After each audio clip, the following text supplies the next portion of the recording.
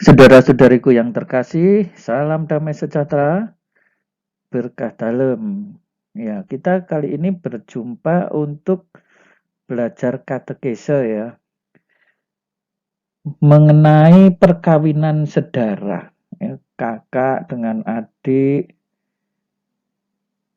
ayah dengan anaknya ini sepertinya pernah terjadi. Ya, bagaimana ya aturan hukumnya dalam gereja Katolik? Nah, kita akan membahas ya. Ikuti terus video ini, jangan gagal fokus ya, karena ternyata siapa tahu nanti di sekitar saudara ada peristiwa seperti ini, saudara-saudari bisa menjelaskan ya. Baik, jangan lupa untuk subscribe, share dan bagikan kepada dan like ya. Dari Tuhanlah pertolonganku channel ya, pakai channel ya supaya kalau nanti mencari tidak ketemunya malah lagu-lagu. Nah, saudara-saudari yang terkasih, ini ya pernikahan sedarah di Luwu ya, pasangan adik kakak sudah punya 3 anak. Ya, ini saya kutip dari liputan6.com ya. Disebutkan di sini warga desa Lamurit Tengah, Kecamatan Bilopa Utara, Kabupaten Luwu, Sulawesi Selatan dihebohkan oleh pernikahan sedarah ya yang terjadi di wilayah tersebut. Hubungan sedarah itu telah berlangsung lama sehingga kakak adik itu nyaris mempunyai 3 anak. Waduh ini ya, keduanya ini inisialnya ini usia 38 dan 30, A dan B ya. Ya tidak hanya membuat geger warga setempat ya, tapi warga menjadi resah dengan kasus perkawinan ini. Ya, alhasil ya mereka melaporkan kejadian itu kepada pihak kepolisian. Loh, ini menikah kok dilaporkan. Nah, masalahnya menikah dengan saudara kandung. Lalu setelah ada informasi, polisi pun langsung menjemput pelaku pernikahan saudara AB lalu menggelandang ke Mapolres Luwu untuk dimintai keterangan. Nah, coba kan malah kasihan. Ya, sudah punya anak lalu anaknya nanti bagaimana? Keduanya pasti akan ditahan. Tidak hanya salah satunya ya. Di hadapan polisi keduanya mengaku telah menjalin asmara sejak 3 tahun. Dari interogasi, sementara keduanya mengaku hubungan terlarang itu telah berlangsung sejak 2016. Nah ini aneh ya, aneh tetapi nyata di dalam kehidupan kita ini. Nanti kita akan membahas lalu bagaimana kalau sudah terlanjur gitu, apakah akan bisa misalnya kalau terjadi pada saudara-saudari yang Katolik akan dinikahkan secara gereja nih? Nah, jangan kemana-mana ya, kita lanjutkan lagi. Jangan gagal fokus. Ya, ini sejarah mencatat ya korban pernikahan sedarah itu anak-anak. Ini saya ambil dari kompas.com ya. Tanggalnya ini ya.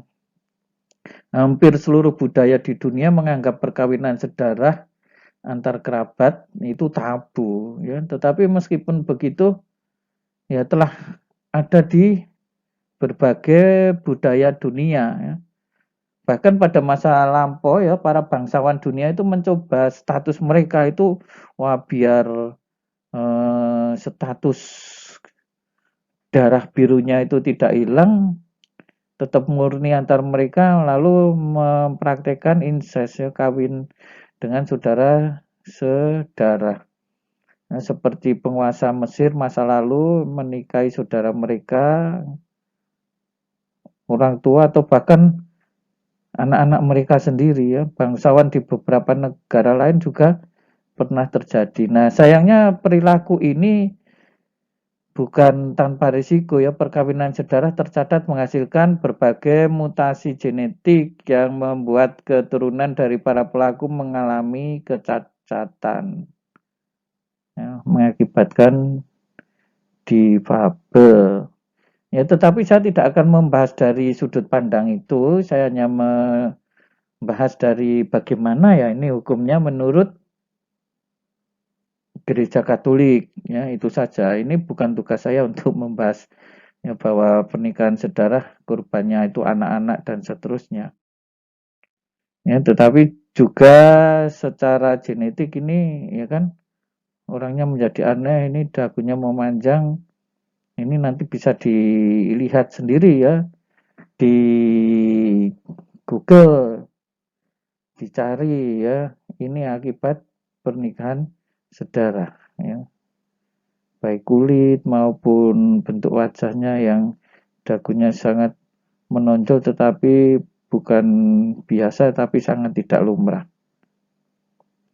Nah sekarang halangan hubungan darah ya ternyata ada di dalam gereja Katolik itu menikah itu tidak sembarangan, ada aturannya ya hubungan darah yang seperti apa yang dilarang ya sebenarnya aturan gereja itu tidak sangat jelimet ya tetapi ya ada yang seringkali ingin melanggar atau coba-coba ya semacam itu ya.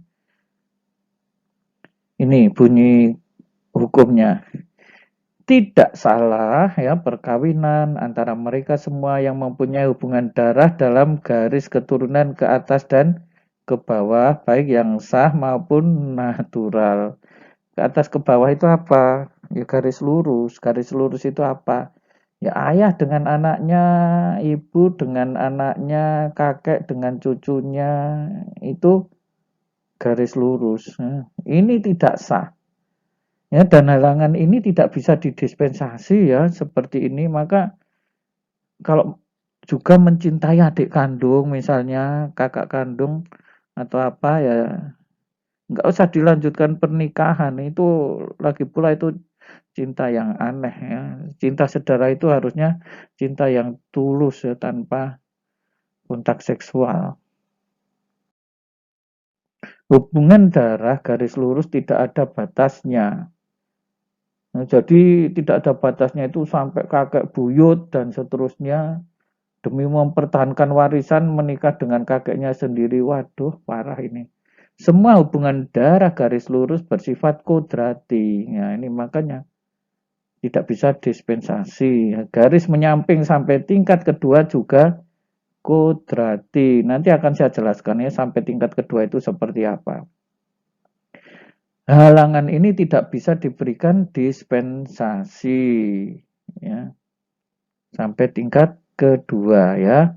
Nah, bagi seorang tidak diperkenankan menjalin hubungan percintaan atau perkawinan dengan orang tua, kakek, nenek, saudara kandung. Nah, saudara kandung ini garis menyamping tingkat kedua.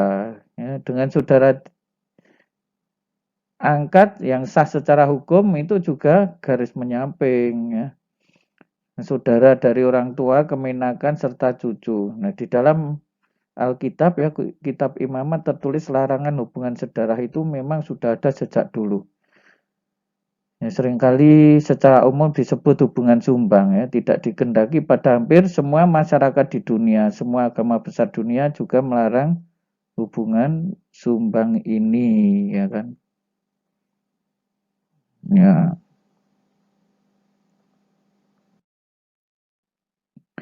Nah, saudara-saudari ini akan saya jelaskan ya, hitungan hubungan sampai tingkat keberapa itu ya tadi. Misalnya seorang kakek nenek ya punya anak satu, anak kedua, anak ketiga. Jadi ini kan kakak beradik semua sekandung ya. Nah, mereka ini mempunyai hubungan darah garis menyamping tingkat kedua. Ya mereka ini mutlak tidak boleh menikah dan tidak akan diberi dispensasi. Nah, anak-anak berikutnya, anak pertama punya anak lagi. Ini berarti cucunya si kakek nenek ini ya. Ini punya cucu. Ya. Lalu yang dari anak ketiga juga ada cucunya, 1, 2, dan seterusnya. Nah, ini dengan ini mau menikah, ini namanya yang di sini ini garis menyamping tingkat keempat. Nah, ini garis menyamping tingkat keempat. Ya, mereka ini juga tidak boleh menikah. Hanya ini masih memungkinkan untuk dispensasi. Ya, tetapi kalau belum terjadi hal-hal mendesak, biasanya imam akan menyarankan sebaiknya kalian jangan menikah. Kalian masih saudara dekat dan seterusnya. Ya, carilah sepertinya kok tidak ada laki-laki lain atau perempuan lain. Kalian persaudaraannya biar langgeng. Ya, ini kan berarti saudara sepupu. Itu garis menyamping tingkat keempat. Nah, apabila saudara sepupu ini punya anak, ya, ini punya anak, lalu atau ini ya punya anak, ini punya anak, ya, lalu mau menikah dengan ini itu sudah bisa, ini karena garis menyamping tingkat kelima ya, ini punya anak, ini anaknya ini ya mau menikah dengan ini, bukan anaknya ini tapi menikah dengan ini, sudah bisa. Ya, sudah bisa. Ya, jadi aturan hukum dalam gereja Katolik itu kan ya nggak sangat jelimet ya sebenarnya. Cuman ya seringkali manusia itu kepengennya selonggar-longgarnya itu menjadi masalah. Ya, tetapi sampai di garis ini harus dengan dispensasi. Ya. Itu pun kalau terpaksa. Sampai di garis ini tak ada dispensasi. Ya, kiranya cukup jelas. Ya, ini sekarang bunyi kanon itu. Kanon 1091, dalam garis keturunan menyamping perkawinan tidak sah sampai dengan tingkat keempat. Ya, ini dispensasi tetapi dengan kasus sangat khususnya. Kita biasanya tidak merekomendasi pernikahan dengan saudara sepupu dan menyarankan untuk menikah dengan orang lain saja. Ini ya garis menyamping dengan saudara sekandung, itu tingkat kedua, dengan saudara sepupu tingkat keempat.